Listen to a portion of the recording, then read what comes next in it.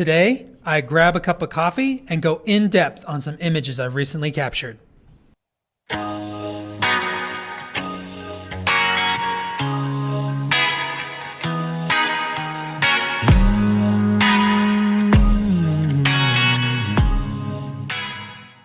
Hello everybody and welcome to the SummitBid Gallery.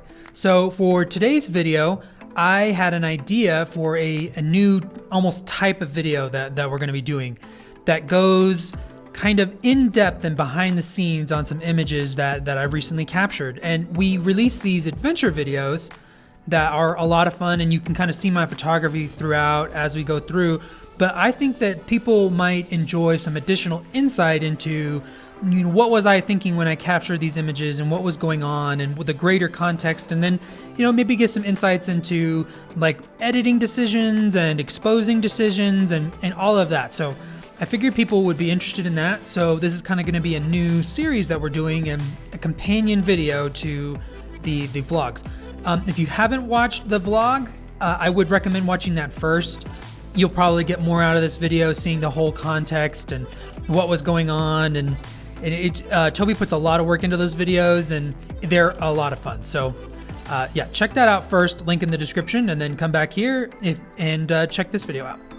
Okay, so let's go ahead and jump into the images. And this first one is I took about 5 miles in. So we're about a mile, maybe a little less short of the summit of the pass, not the summit of a mountain, the summit of the pass.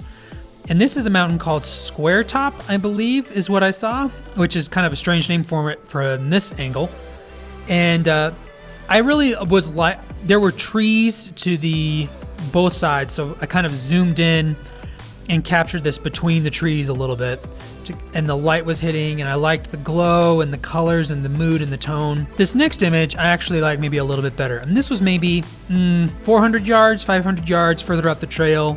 Got out of the trees, and I could capture the full context of this kind of beautiful vista here. And I love how this image has a lot of motion to it, like almost like waves.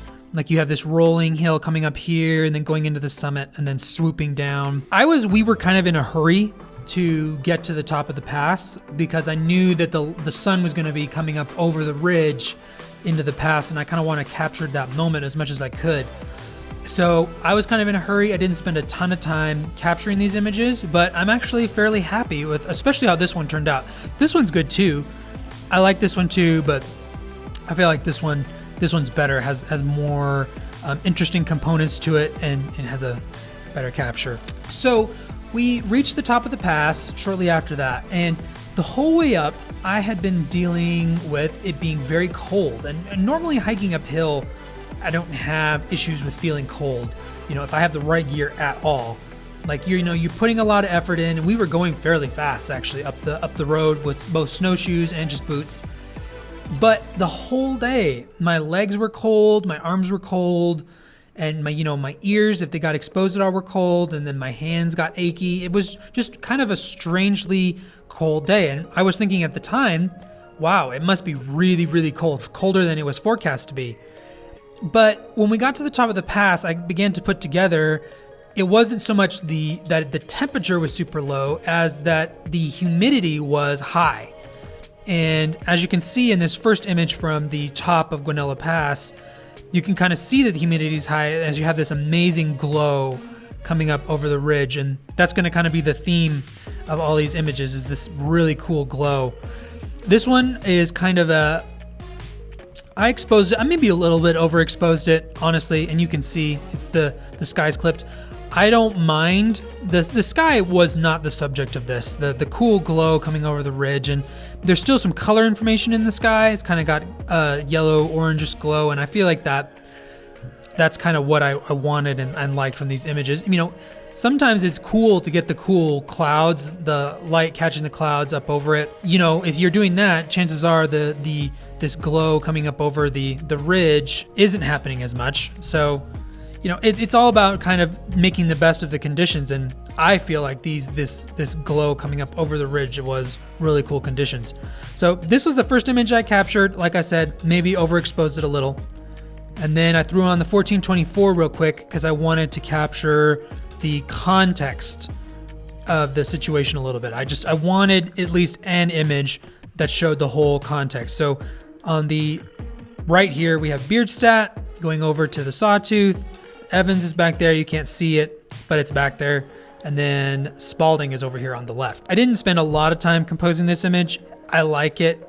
You know, kind of shows the super crusty frozen snow that it was. If you watch the vlog, you can hear our snowshoes just the whole time, just crunch, crunch, crunch.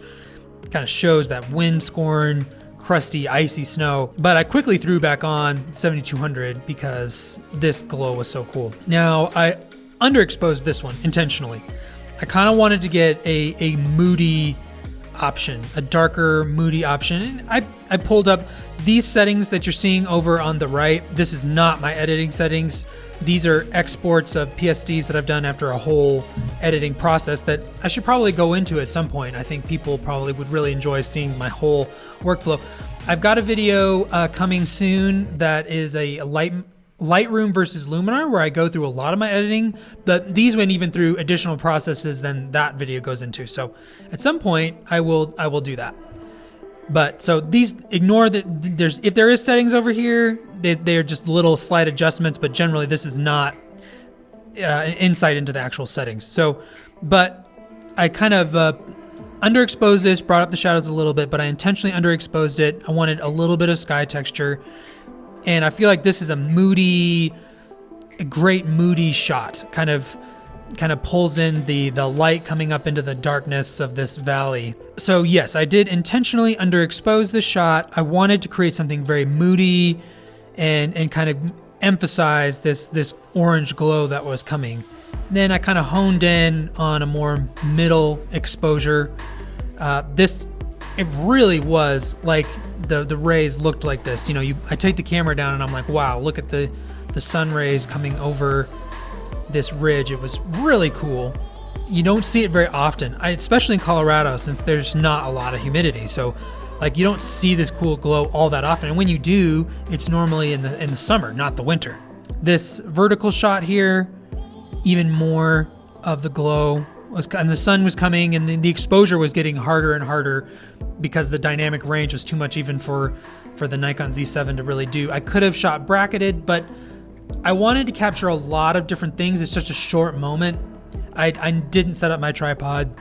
You know, maybe I should have, but I feel like I got a more variety of images, and honestly, I don't feel like there was enough going on in the sky to really make it worth it to not have it just kind of be a glow and fade in. And I'm not one who just automatically has to have an amazing sky. I feel like there's other things that you can capture and share in an image with conditions that it doesn't always have to be an unbelievable sky. I feel like skies are super important, but they're also rarely the actual subject. And in this last one though, I did get a little bit of sky texture. That's kind of what was going on. I think if I had really underexposed, you would have seen kind of that high clouds, and like I don't feel like it added anything to this particular moment of the sun coming up. And you know, it was going to be a warm morning. It kind of is this feeling of cold winter with the sun coming up and warming it, kind of creating that theme. So, and then this image, now that we're looking at it, this was probably my favorite. I went with a little bit of a bolder edit, and I really like it. And the sun is actually just barely peeking over. We're probably getting just a hair of it, and you can see that it's creating this, you know, this really cool glow. I keep saying glow, but that's what was going on. So I like this image. This foreground isn't in perfect focus, but I actually kind of like that, and it was somewhat intentional because I liked this snow coming here, but I didn't want everything in the image to be super sharp, and I also knew I was going to pull it back and darken it later. So it kind of gives you this leading line into the image right here, but it doesn't pull your eye there. If it were super sharp, you'd be looking at this rather than up here, and rather than just kind of having it give some context and some lines coming into the image. So yeah, I think this one's my favorite. I really like this one too.